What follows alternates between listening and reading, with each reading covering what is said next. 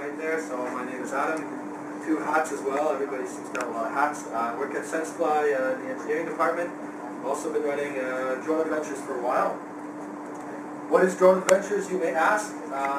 It's a non-profit we started a little while ago, and our goal was basically, we love drones. We think they can do a lot of good stuff, but all that we saw was bad press on drones. And then whenever somebody did some good stuff, they were so busy doing it that nobody ever heard about it.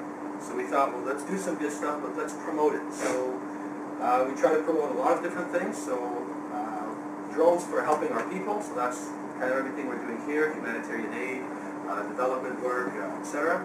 Then we also have a few other things. We do drones for helping the planet, so conservation, that kind of stuff. Drones for helping culture as well, so we do some tours and stuff, some archaeology, one of our recent missions with Patrick, so it was fun. We also try to be a bit of a platform to help technology partners who are often very focused on business, making money, of course, because that's their job, to try to get their technology out of the hands of the nonprofit sector. So we work with SenseFly, which is where I work, of course, but also Pix4D, guys from Mapbox are here as well, so they've been helping out as well.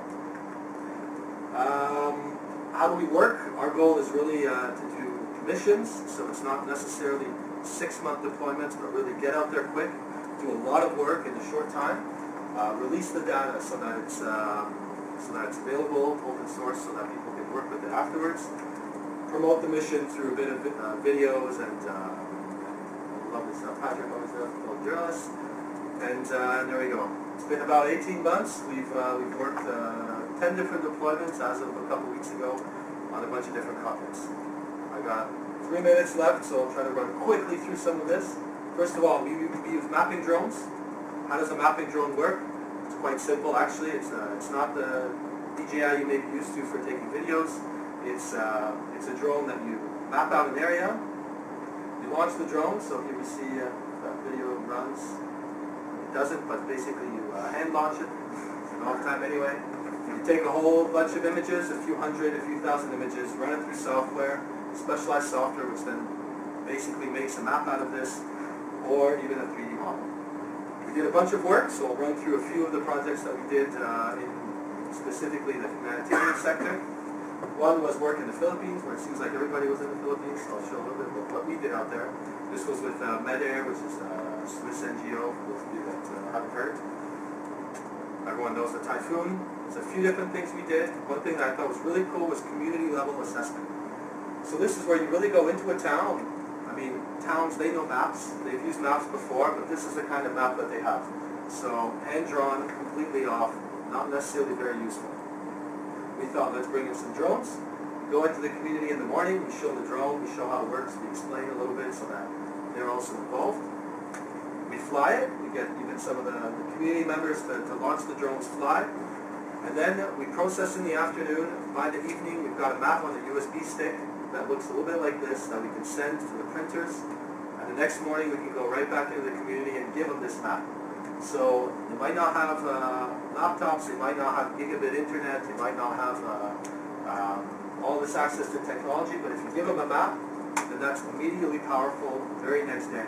It's something that I think the whole community can get around and work with. A bit of a higher level, you could do city level planning.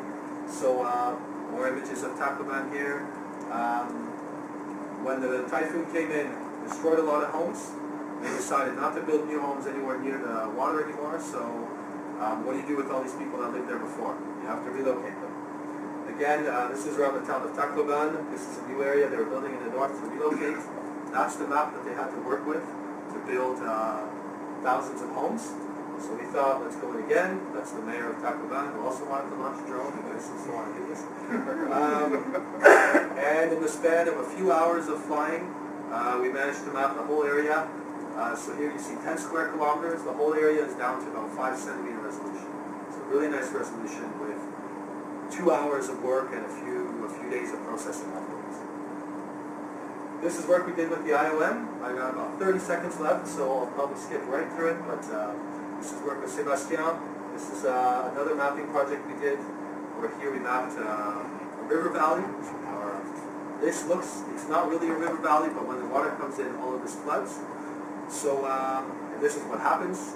So again, if you go in with some drones, do some mapping, my videos aren't running at all, but that's okay.